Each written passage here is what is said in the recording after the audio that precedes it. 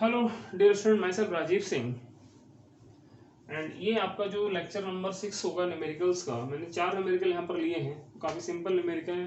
पहले ही बता चुका हूँ न्यूमेरिकल सिंपल ही होते हैं, डिपेंड करता है आपको अगर कॉन्सेप्ट क्लियर होने चाहिए और फॉर्मूले आपको आना चाहिए। न्यूमेरिकल सिंपल ही लगेंगे। मैं यहाँ से करता हूँ, फोर्थ न्यूमेरिकल से चलता हूँ। At 518 degree Celsius the rate of decomposition of a sample of gaseous CH3CHO initially at a pressure of, ये दे रखी वैल्यू प्रेशर की 363 टॉर। इसका रेट जो है पहला इतना है, ये 5% रिएक्ट हो गया और दूसरा जो है 0.5 टॉर है और ये रिएक्ट आपका हो गया 33%। ठीक है, अभी कह रहा है इसका ऑर्डर निकालिए, इसका ऑर्डर निकालिए। काफी सिंपल क्वेश्चन हम कह सकते हैं इसको। तो हमारे पास क्या है कि R1 जो लेंगे वो कितना लेंगे, वो आपका आया पॉइंट, नहीं पॉइंट है 1 है, केवल ये 1 है। ठीक है, और R2 जो दे रखा है वो 0.5 है। ठीक है, पहला केस। यहाँ पर इनिशियल वैल्यू दे रखी है उन्होंने, कितनी दे रखी है, वो दे रखी है 363 और ये क्लियर हो गया। यहाँ तक हमारे पास एक फार्मूला होता है रेट का, देखते हैं R इक्वल टू के और A माइनस एक्स और ऑर्डर आपका आता है यहाँ पर। इसको हमने ले लेंगे अल्फा, ले लो अल्फा ही ले लेते हैं जब हमने एक्स यहाँ यूज करा। ठीक है, इसको प्रेशर के टर्म में लिखेंगे R इक्वल टू के और P not minus P over alpha. यहाँ तक कोई दिक्कत नहीं है, बहुत अच्छी बात है। यहाँ हम फार्मूला लेंगे R1 over R2 equal to, तो ये K और ये आ जाएगा P नॉट पहले केस के लिए P का अल्फा ओवर दूसरा केस भी सेम रहेगा P माइनस P नॉट, मतलब P नॉट माइनस P और ये अल्फा हो जाएगा। अब दोनों वैल्यू सेम नहीं है, कट जाएंगे, ऐसे हम इसको क्या कर रहे हैं, इसको P1 P2 कर सकते हैं, तो कटने में चांस खत्म हो जाएंगे। तो इससे ही चला बसा, तो क्या बचा यहाँ पर, ये बचेगा R1 over R2 equal to P not minus P1 का alpha over P not minus P2 का अल्फा। कोई दिक्कत किसी को नहीं है, यहाँ समझ में हमारे आ गया होगा आराम से। ठीक है बेटा, अब आगे यहाँ पर जो R1 दे रखा है 1 दे रखा है, R2 दे रखा है 0.5 इक्वल टू P नॉट आपका 363 गिवन है और इसका ये 5% जो होगा रिएक्ट हुआ है, ये जी मीन्स 18 का क्वेश्चन है। ठीक है, इसका लगभग इसका 5% होगा 18.15 के आसपास होना चाहिए और अल्फा हो गई वैल्यू, देखो कैलकुलेशन कर लेना ठीक से। ठीक है, और इसके आपके 363 माइनस इसका 33% जो आएगा निकल के, वो 119 के आसपास आता है, 11979। ठीक है, ये आपका अल्फा हो गया। अब इसे सॉल्व करो, इसे सॉल्व जब करेंगे तो ये वैल्यू तो इक्वल क्या आएगी, 2 आ जाएगी, सिंपल दिख रहा है हमें, 0 हट गया 2 आ जाएगा। और ये जब सॉल्व करेंगे तो ये वैल्यू जो ऊपर आएगी वो आएगी 240 और 344.85 के आसपास, और ये आएगी कितनी आएगी 213, कितना आना चाहिए 243.25। हम इसको अल्फा ले सकते हैं, मैथमेटिकल समझ सकते हैं, कोई दिक्कत इसमें नहीं हो रही है। ठीक है, थोड़ी जगह की प्रॉब्लम हो रही है इसलिए इसमें लिख दे रहा हूँ। ठीक है, अब मैं दोबारा इसको वापस लौटता हूँ, देखो जरा। तो 2 इक्वल टू, इनको डिवाइड करेंगे तो ये वैल्यू जो आएगी 1.414 के आसपास आती है। ठीक है, की पावर x, कोई प्रॉब्लम नहीं। ठीक है, अब इसको जरा हम देखेंगे तो इसको एक्ट 2 इक्वल टू क्या ले लोगे, ये वैल्यू √2 की वैल्यू होती है। ठीक है, क्लियर हो गई ना। अब हम क्या करें इसका, अगर हमें x निकालें तो सिंपल ज्यादा सॉल्व करो तो x की वैल्यू क्या आएगी, तो 2 की इक्वल आ जाएगी, आएगी ना। इसको स्क्वायर कर देना, क्लियर हो जाएगा। तो x की वैल्यू क्या है, 2 की इक्वल आ गई, तो ऑर्डर क्या हो जाएगा इसका, ऑर्डर आपका आ गया 2। आंसर कहाँ गया, आंसर आपका ये 2 से मान जाएगा। कोई दिक्कत? सॉल्व कर सकते हो जी, मेंस क्वेश्चन है। हम यहाँ अगला क्वेश्चन ले रहे हैं। अगला क्वेश्चन क्या कह रहा है, the reaction two X gives कर रहा है B is zeroth order reaction if the initial concentration of X is 0.2 m, the half life is 6 hours, when the initial concentration of x is 0.5, the time required to reach its final concentration 0.2 m will be कितना होगा? Answer कह रहा है कि initial आपका 0.2 था पहले, उसमें हाफ लाइफ पीरियड कितनी थी? 6 आवर। अब उन्होंने कहा इनिशियल 0.5 कर दिया और फाइनल जो हो गया 0.2 हो गया, उस केस में टाइम बताओ। सिंपल सा क्वेश्चन, सिंपल तरीके से आंसर निकालेंगे इसका।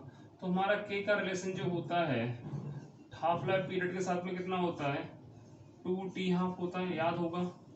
ठीक है, तो हम यहाँ से निकाल लेते हैं के, और इनिशियल वैल्यू दे रखी है 0.5, 0.2 है, 0.2 है ओवर, और 2 into the half life period is 6। सो इसको हटाइए, यहाँ 0, ये ऐसे करिए तो 1/60 आ जाएगा। पहला के निकल गया। अब के का रिलेशन जो होता है वो क्या होता है? R not minus R over T होता है। आपको टी निकालना है तो टी इक्वल टू हो जाएगा आर माइनस आर ओवर के हो जाएगा। तो इन दैट केस इसकी वैल्यू 0.5 है, इसकी वैल्यू 0.2 है, इसकी वैल्यू 1/60 है। आप आसानी से सॉल्व कर सकते हैं। ऊपर 0.3 आएगा, नीचे आपका कितना आएगा? 60 आए, ओ कितना आएगा? ए ऊपर चला जाएगा 60, दोबारा लिख दे रहा हूँ। ठीक है, ये जो वैल्यू आएगी वो 0.3 ऊपर आ गई, और यहाँ पर 60 आ जाएगा ऊपर, ये हट जाएगा, तो यहाँ क्या ना बचेगा? 18। तो ये 18 आवर हो गया। ये आंसर आपका हो गया। कहाँ है? कोई है? तो ये इसका आंसर हो जाएगा। जी मेंस का है ये 19 का क्वेश्चन। ठीक है बेटा, सिंपल है, सिंपल सोचिए, सिंपल समझिए, आंसर आराम से आते हैं, कोई प्रॉब्लम वाली बात नहीं है। अब आगे,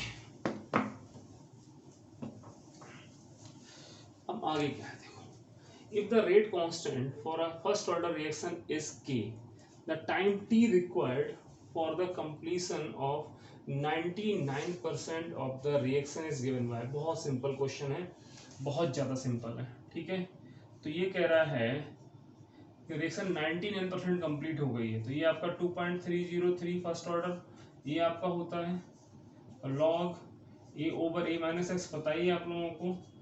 तो यहाँ पर जो ए की वैल्यू कितनी दे रहा है? वो ए की वैल्यू दे रहा है 100, और ए माइनस एक्स कितना दे रहा है? वो दे रहा है 1। सिंपल कॉन्सेप्ट है, दे रहा है ना। अब यहाँ पर क्या है, अगर हम इसकी आगे बात करते हैं तो क्या आता है यहाँ पर, वो देखो जरा।